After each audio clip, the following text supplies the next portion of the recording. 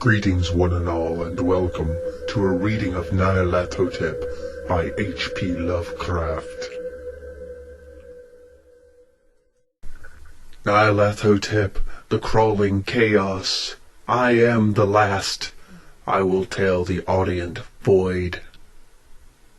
I do not recall distinctly when it began, but it was months ago. The general tension was horrible. To a season of political and social upheaval was added a strange and brooding apprehension of hideous physical danger, a danger widespread and all-embracing, such a danger as may be imagined only in the most terrible phantasms of the night.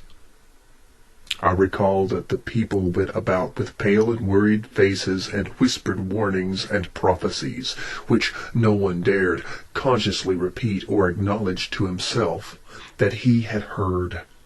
A sense of monstrous guilt was upon the land, and out of the abysses between the stars swept chill currents that made men shiver in dark and lonely places. There was a demonic alteration in the sequence of the seasons.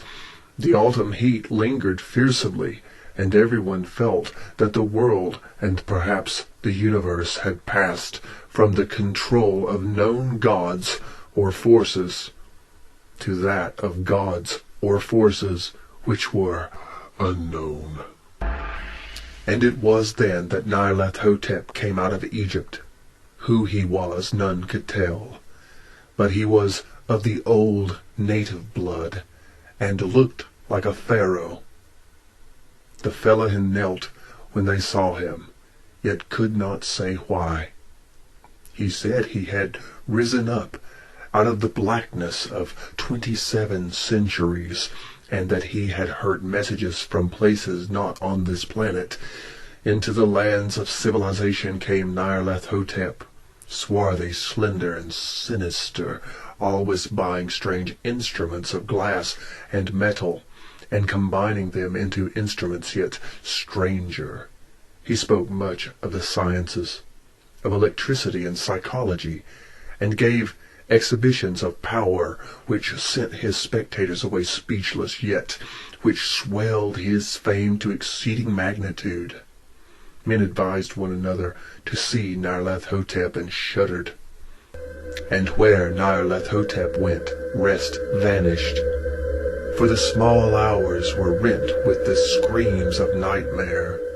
Never before had the screams of nightmare been such a public problem.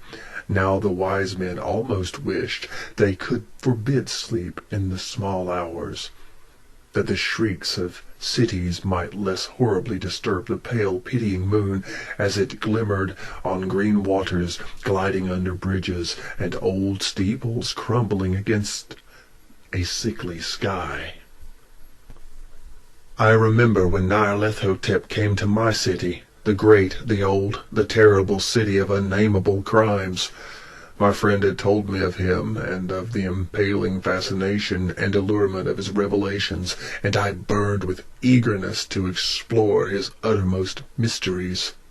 My friend said they were horrible and impressive beyond my most fevered imaginings, that what was thrown on a screen in the darkened room prophesied things none but Nyarlathotep dared prophesy, and that in the sputter of his sparks there was taken from men that which had never been taken before, yet which showed only in the eyes.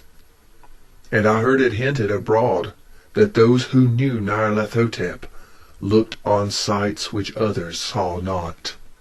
It was in the hot autumn that I went through the night with the restless crowds to see Nyarlathotep, through the stifling night, and up the endless stairs into the choking room.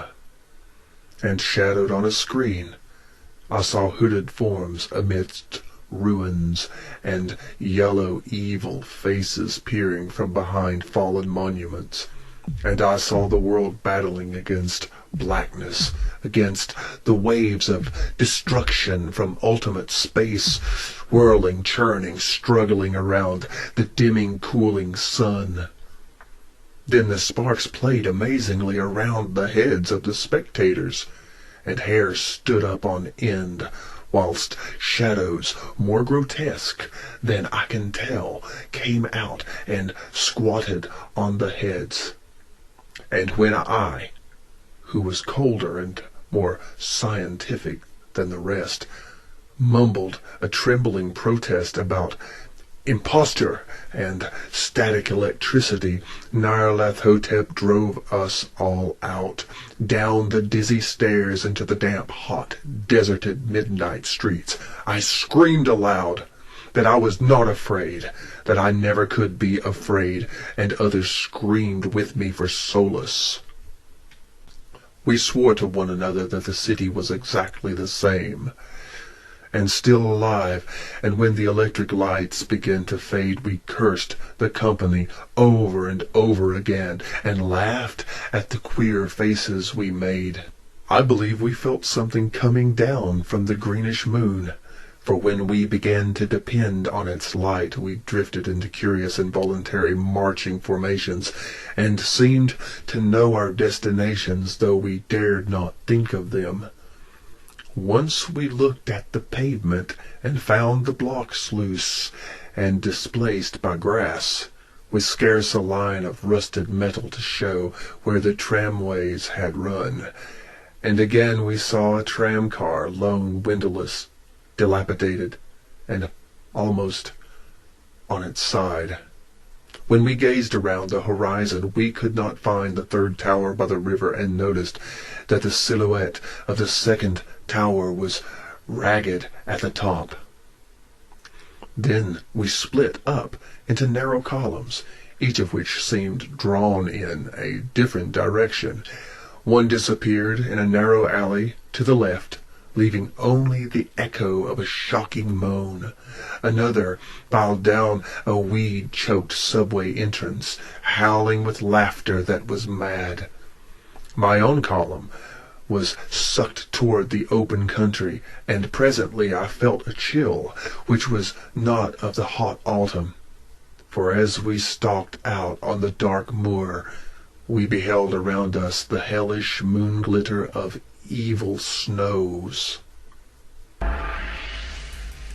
Trackless, inexplicable snows swept asunder, in one direction only, where lay a gulf. All the blacker for its glittering walls, the column seemed very thin indeed, as it plodded dreamily into the gulf. I lingered behind, for the black rift in the green-litten snow was frightful, and I thought I had heard the reverberations of a disquieting wail as my companions vanished.